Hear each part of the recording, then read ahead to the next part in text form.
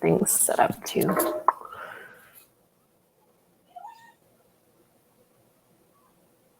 Says we're live now. Okay, so I'm gonna get you to talk. I'm still talking. You are still talking. Keep talking more. I'm not ready. Oh boy. Okay. Well, we're live, so. Live does not wait for Angela. No, it's not waiting for Angela. Life is moving on whether we want it to or not. And it's her fault that Thank it's God. live, so. Oh, well. Oh, how was your day? I've been having a good morning so far. Yeah, just other than taking care of kids and trying to find somewhere to read some books and things, which because everything's closed now. Yeah. It's starting to feel. Books? Yeah. Can you get access to books online? Yeah, I can. There's still something about having that book in your hand that I want my kids to have. Screen times are not, just spending too much time in front of a screen is not good. Yeah. So. No, that's totally fair. But today we may have to compromise. Yeah. Have to learn how amazing iPads are. It's true. That means I have to go get some extra iPads, though. That's the other challenge. Oh, yeah, because you have little ones. I have little ones, and you know how they get. Yeah. Well, and the problem is they're different ages, too, so that makes it even harder. So. That's okay. Everyone else is in the same boat as I am, so. This is true. We are all in this one together. Yes, we are. We can sink the boat together, or we can row it together. Or bail water and row. Yes. Let's get the water out of here quickly. Exactly. Yeah. How's your day been so far? It's been a bit of a roller coaster ride, honestly. Yeah. Having a lot of, emotional conversations with people, and it's starting to come on to me as well. So yeah, last night, honestly, just thinking about where things are going to go. I'm feeling a little bit scared today. Okay. When you're thinking about where things are going to go, what are the thoughts that you're considering? I'm worried about my team more than anything else. I've been fortunate enough to actually give them more than full-time work since this started, because they've been trying to keep up with me and all this kind of stuff that I'm doing. But everything is in chaos right now, so there's a lot of people who need help. As things settle out, it's unpredictable what it's going to look like. And I feel responsible for them and making sure they have they're taken care of with their livelihoods, but I also need to make sure I don't sink myself, because I did make that mistake, honestly. When I had my practice and I lost my ability to practice, I took care of everyone, and then 6 months of keeping everyone on full time when there was no production, then I was standing on bankruptcy's doorstep, right? And it was pretty brutal, and I feel like I've learned some lessons, but I also feel like my head is going back to the same place where it's have to save everyone else first, So what was it, that experience? Like you said, you went 6 months where you kept everybody on. Mm-hmm. Was that when you took over the practice that you had, I've heard some of your backstory. You bought a practice that was in rough shape and you really turned the whole thing around. That became the launch point of what you're doing now with your current business. Mm-hmm. Is that those 6 month window that where the stress and the anxiety and the overwhelm came from? No, it was after I got my practice to the point where it was as perfect as I could have imagined. I was doing the skills that I wanted. I had amazing patients. I had this amazing team. And then I developed the dystonia in my hand. And overnight, I was cut off from being able to practice because my hand was not responding. And it's not like it didn't build up. There was a buildup for when we saw the symptoms becoming more and more dramatic. Yeah. But then when the bottom fell out and it was actually okay, you're done. You can't touch any patients anymore. And the kind of practice that I built was I'm not a specialist, but we had specialized things that we were doing in it that not most general dentists were doing. Yep. That's when having associates come in, the patients weren't really wanting to see them because they were phobic patients. They wanted to see me because they had gotten used to me. And so production got nipped in the bud almost to zero because they were waiting and waiting and waiting. And unfortunately, I had an admin person who ended up telling patients for sure I'd be back in a month. And so planted that seed that I was going to be back. So they waited and waited and waited until they couldn't wait anymore. So they were really just seeing emergency patients, kind of like what we're seeing right now with clinics. Yeah. And I kept everyone on full time because I felt responsible. I felt guilty that I had gotten sick and it was my fault. I screwed up. So, yeah. How does that feel when you say that to yourself? It's my fault, I screwed up.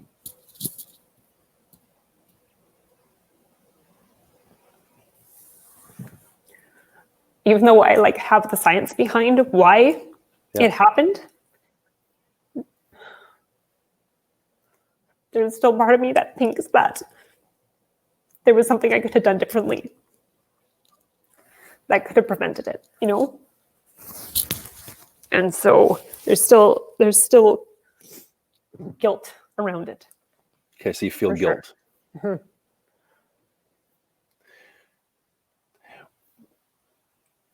When we have emotions, and we got into this a little bit yesterday, and we talked about it in our first one last week as well too, that a lot of what we feel emotionally, like there's a reason we call it feeling, is that it's literally a physiology and an experience that happens inside of our bodies. Mm-hmm. Excitement feels a certain way, anxiety feels a certain way. It's kind of the same thing in terms of the way our body experiences it. It's a feeling that we have, and we give a meaning to that feeling, and now we call it an emotion. Mm-hmm.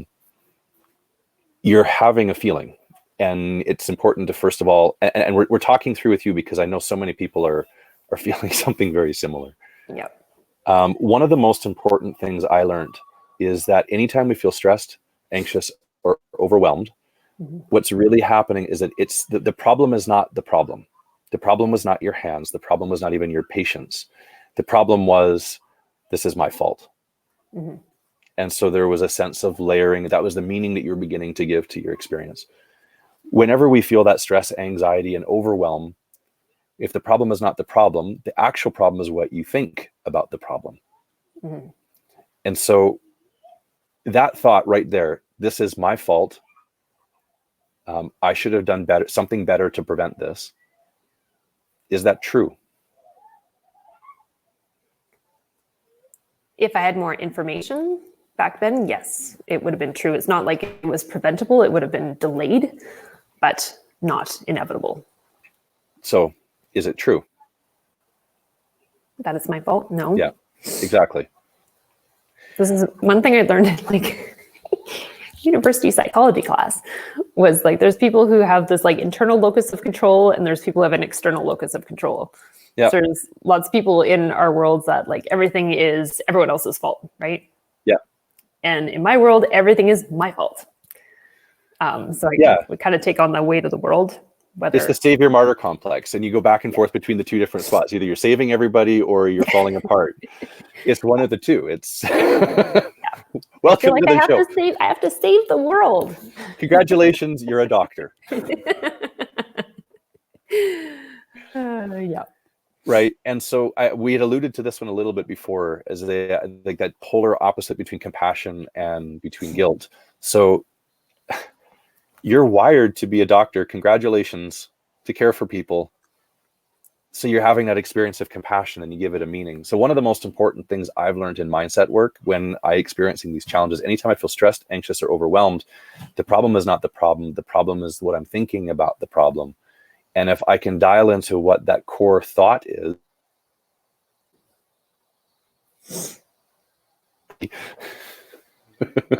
You froze for a second, so I think we completely missed that. So it stopped at what your core thought is. When you get closer to that core thought, it will drive the emotion and the intensity of the emotion. And I saw as you were getting closer and closer, you're talking in your story, and you get focusing and focusing and focusing and focusing into it. This is my fault. And I saw that your whole body language went into like convulsions of emotional pain. And so that means you're probably pretty close to what that core thought is. And I can see that you're kind of biting your lip again as you're considering that thought. So it's very close to this.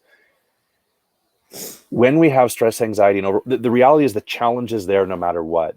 But the truth is always some version of the opposite. So try that on for a little bit. Let's try it's all my fault. So let's try around with this idea of it's some version of the opposite. There are some circumstances that are beyond me. Okay. Even though I want to control everything. Sure. So glad this is being recorded today. The permanent record of this on the internet. This is so awesome. It's true. And let's just stop also and do something else. Let's acknowledge and celebrate your vulnerability, because you're not the only person who's feeling this way. And because most of the people who are watching this live stream are doctors or somehow involved in healthcare profession, you're not the only one who's feeling this. You just get to be the one who gets to lead people through the experience, because now they can relate to you and they can understand, oh, wow, shit, I feel the same way. Yeah. So if there's some version of this is my fault, congratulations, you're a leader. Fuck.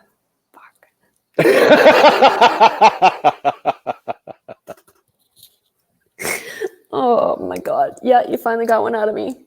I just got to one of my old patients is on here saying lovely things. Thank you, Rochelle. Yeah, I do consider you a friend as well. So thank you. So if you think it's some version of the opposite, you started with everything. This is my fault. The situation that's happening is my fault. And we were talking about your practice before. We'll get to the present in a minute, but let's keep around the practice for a minute, because there's still some real emotion and some meaning that you haven't fully settled on yet. I know you've done a lot of the work, but clearly there's still some elements that are there for you. Clearly. Again, congratulations, you're human. Gonna get a lot of congratulations by the time this whole thing is done. So we'll play around with that, some version of the opposite. So this is my fault becomes something like there are things that happen in this world beyond my control. To this is not my fault at all. To and just start playing with it. And it's more powerful when you do it than when I do it, because what'll happen is the first time you try, it feels awkward, but it feels better than this is all my fault and I should have done something to prevent this. I think, well, a big part of it is to like,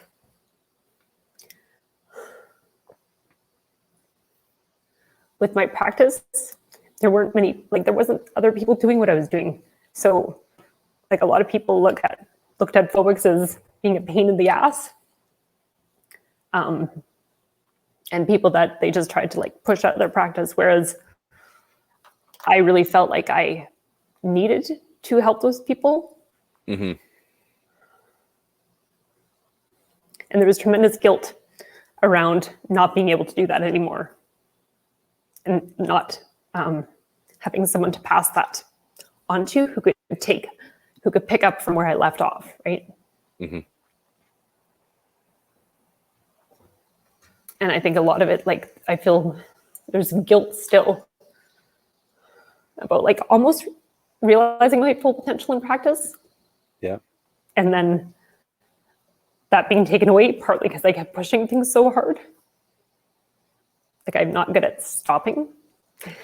But I like to be superhuman. Yes, you giggle because you know it's true. But thank you for giggling. Well, I know it's true, and I also know it's true because I have some of that thought in myself too. So yeah. I'm guilty by association. Yeah. Part of the giggling is my own being uncomfortable right now. Yes, but hopefully the audience can laugh with us too and just go with what we're talking about. So there's some version of the opposite, because I've heard a couple thoughts. First of all, it's my fault. The second thing is I'm the only one who can do this. And therefore I'm letting everyone down. And if we start playing around with some version of the opposite, it's okay. And I heard another one too, is I did not achieve or reach my full potential. Mm-hmm. Is that true? This is always where these thoughts start, is to ask simply the question, is it true? Yes or no? I didn't get to reach my full potential clinically because it just got ended. I'm realizing my full potential in other ways now. And like I'm always looking for silver linings for the crap that I get dragged through. And like, I feel like I get to help more patients than I possibly could by putting my hands on them, because I get to help other dentists realize their potential and be better practitioners and do a better job for the patients that they get to see, and show that there is a better way to like serve patients and serve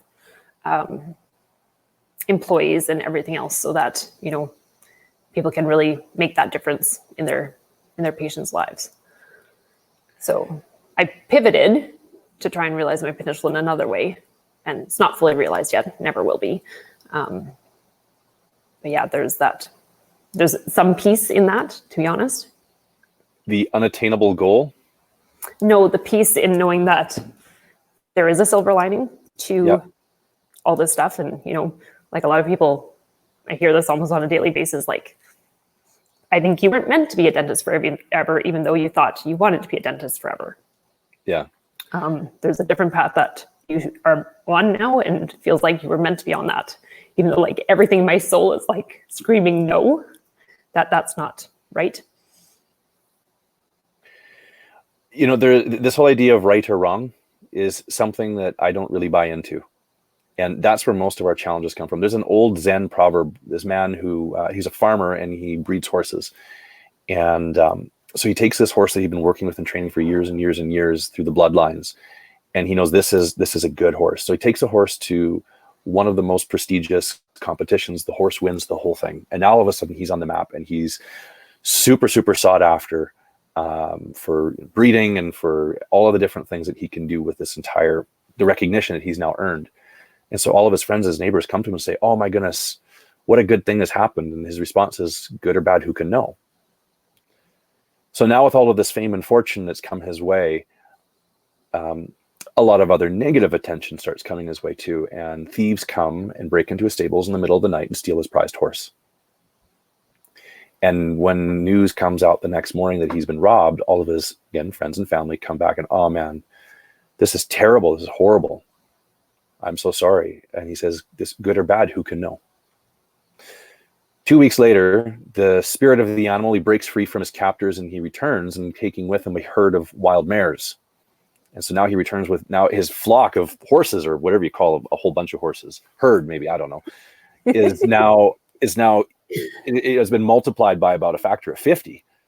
And all of his friends and family like, oh my goodness, you're so amazing. This is so blessing. This is so good. And he goes, good or bad, who can know? So now with all of these new wild mares that he's going to begin to integrate and train, his son is out and working with one of the horses. And as he's trying to train this wild mare, he gets kicked off and it completely destroys his.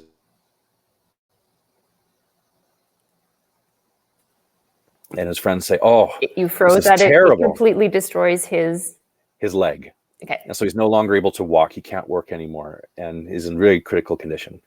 He'll recover, but he's in terribly rough shape. So his friends again, oh, this is terrible. I'm so sorry this happened. He goes, good or bad, who can know? So now, because we're a couple hundred years ago, a war breaks out and the king's army comes through and begins forcibly conscripting all young men into the army.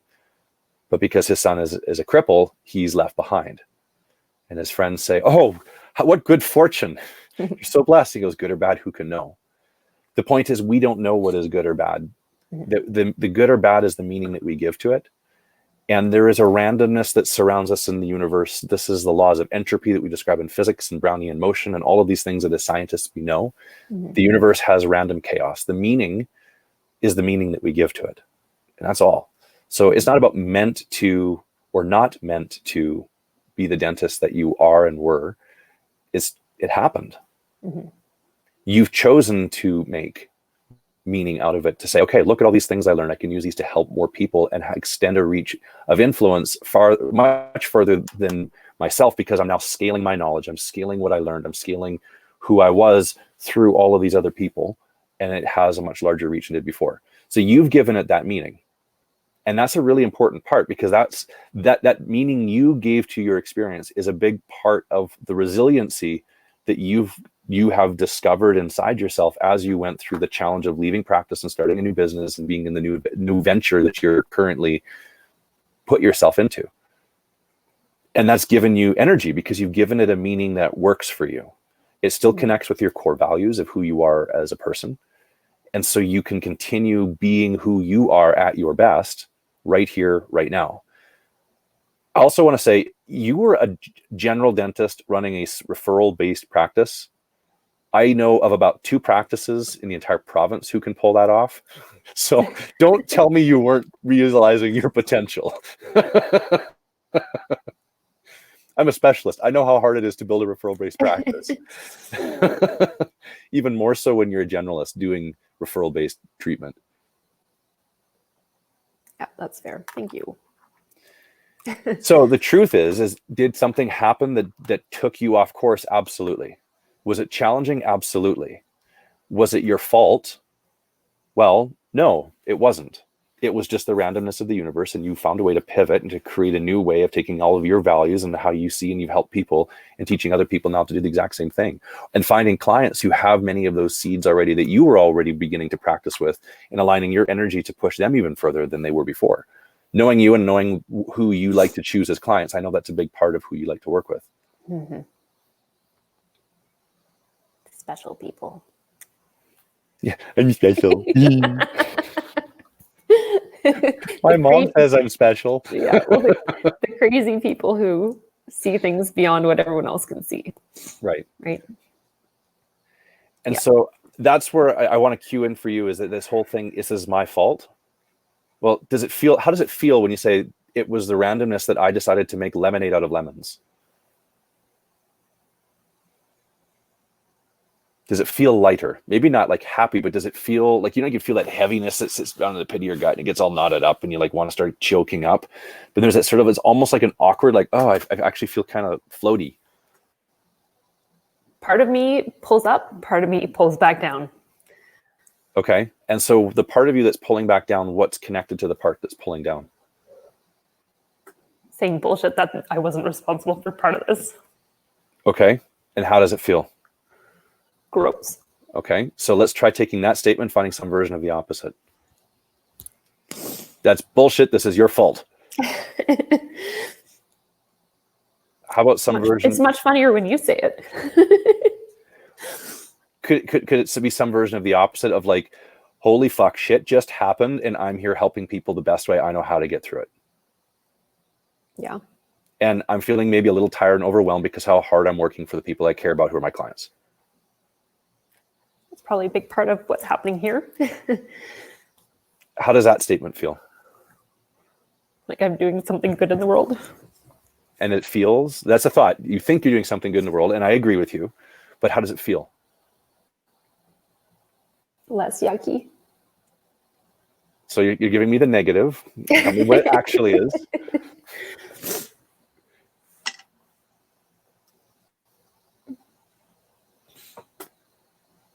I think there's some pride in knowing that I'm trying to help people. Some well-deserved acknowledgement, which I suspect you also have a hard time giving yourself a little bit of well-deserved acknowledgement. Maybe. It's like you live inside my head. Not really. It's that all of us as humans, we follow patterns. And your patterns, I know your patterns because I am a doctor as well. And I know many other doctors who have the exact same pattern. Yeah. That responsibility and that superhero complex. Yeah, and what's really beneath it is we layer it with those meanings. And really what it is below all of it is that we care about people. We want to do good things. We want to help as much as we can. Those are core values to who you are.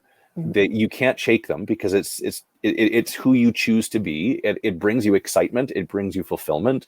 It brings you joy. It gives you tremendous reason to get up and move every morning out of bed. Those are all the characteristics that bring us success. Mm-hmm.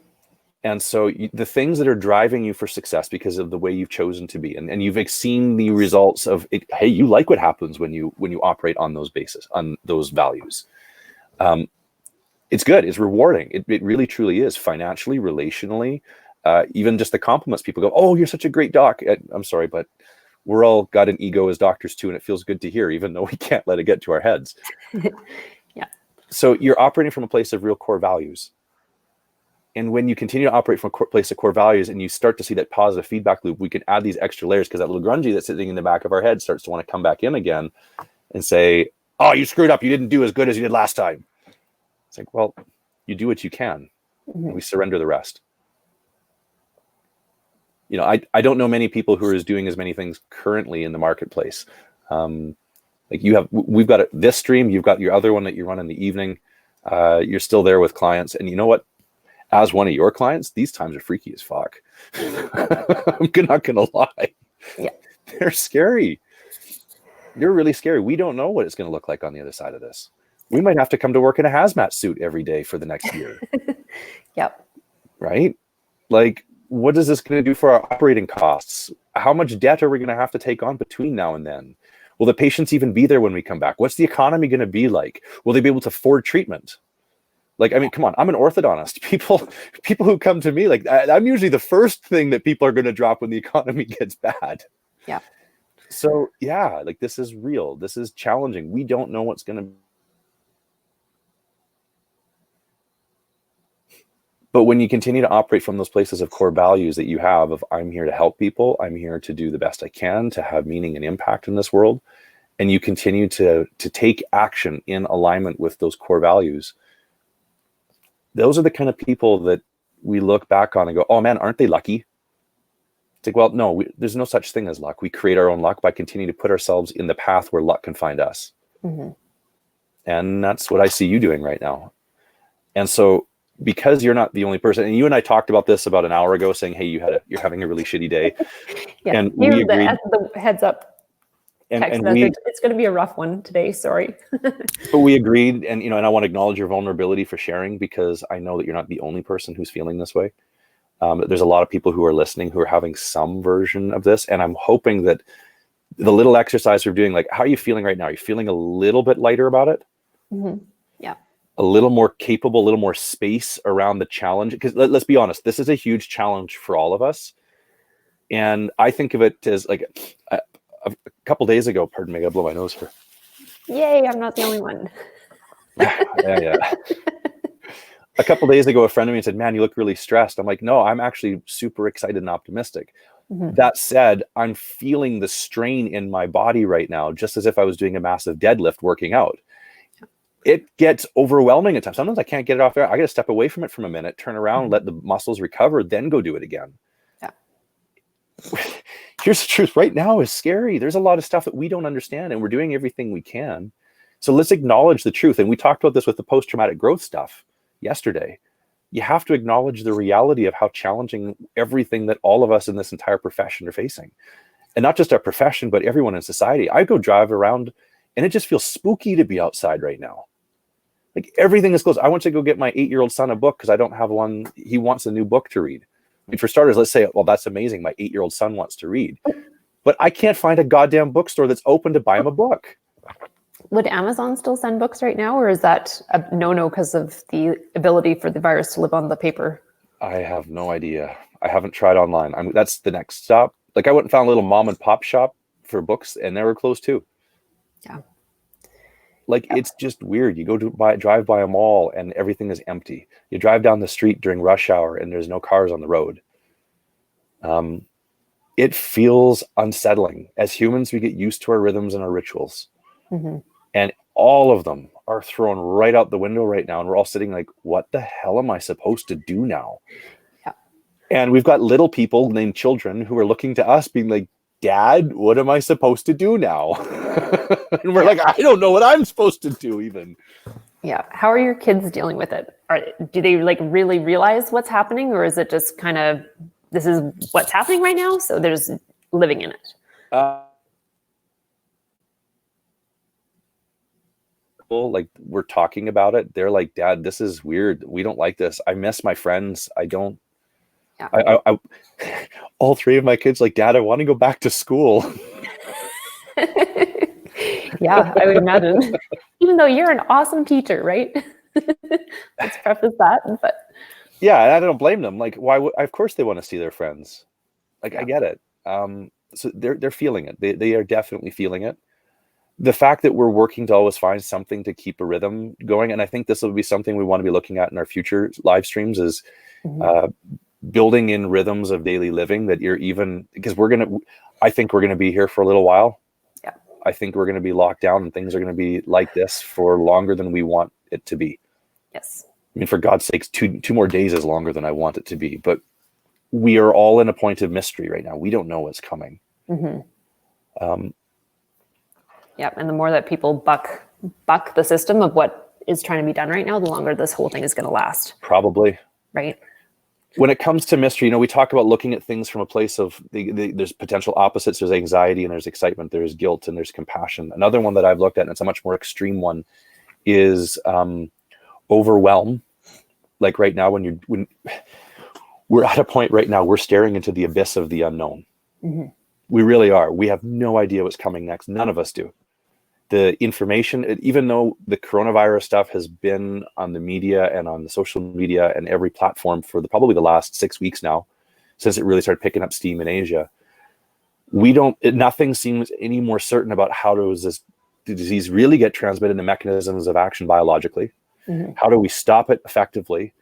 What do we do to manage it once you've actually contracted it, other than intubating and ventilating and hope that the body recovers? There's a complete lack of information that's out there right now, which is only breeding more and more of this uncertainty. When we walk into that place of uncertainty, I think about it this way. If you imagine a pie representing everything in the universe that is possible to be known, okay? Now let's hold that in our mind as one thought. Now we're going to switch gears just a little bit and we'll think, okay, think of all the things that you know that you know. You know how to do marketing. You know how to do dentistry. You know how to relate to people. You know how to start this live stream so that we can both be on it. I'm going to get it right one of these days. This is try number 3. It's not that bad. So there's the things that you know that you know. And then there's the things you know that you don't know. Like, you know that you don't know how to fly an airplane. You know that you don't know how to do brain surgery. Mm-hmm. Right? There's all of these things that you know. You don't know how to change a transmission out of your car if you broke down. Yep. Right? You know that you don't know these things. And so even though you know that you don't know them, there's still things that are known to you. Right. So there's the things that you know, the things that you know that you don't know that are known to you. Right. Now, if you think of all the things known to you compared to the entire pie of things that are possible to be known in the universe,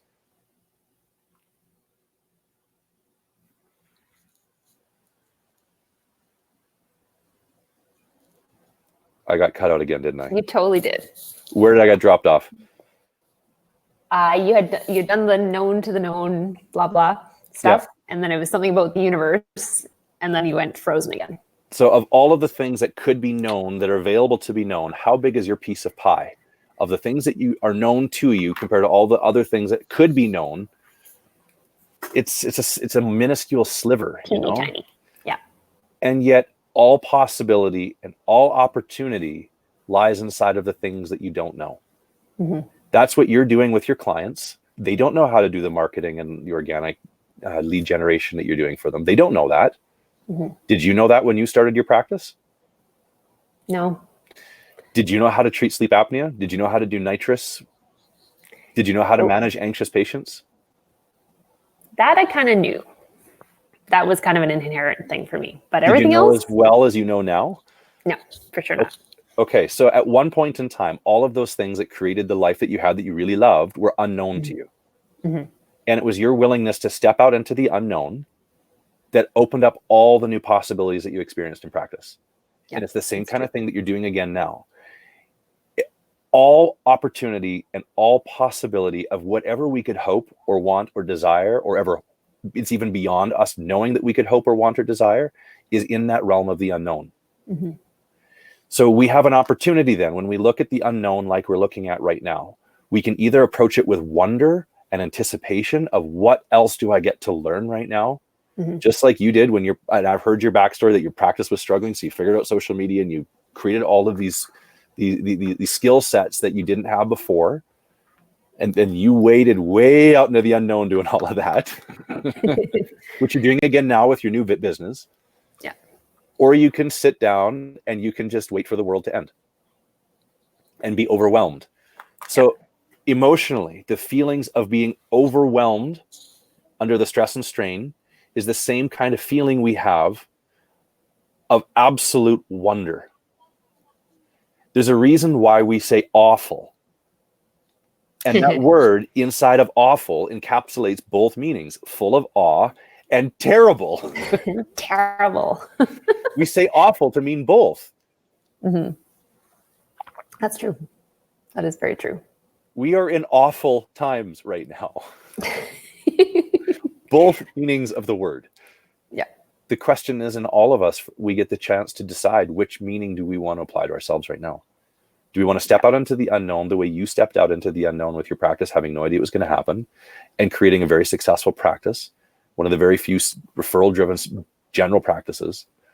Or like you've done again after you lost use of your hands and you step back out into the unknown, creating a coaching consulting business. You step back out into the unknown. All of us are being forced right now to step out into the unknown. Mm-hmm. And we can choose to shit our pants, and well, we probably all will anyway. So just some of us will clean up the mess and some of us will sit in it. Yeah. And instead recognize that that strain and that stress that we're feeling is also the feeling of wonder. It's awful. Mm-hmm. Fair. So let's go into the world today and look at everything with awe instead of terror, if we can switch it. And we've lost you again. Even terror is the same way, right? That's terrifying, terrible. It means both things. Even in the older versions of English, terror was a positive. That's so funny. Hey?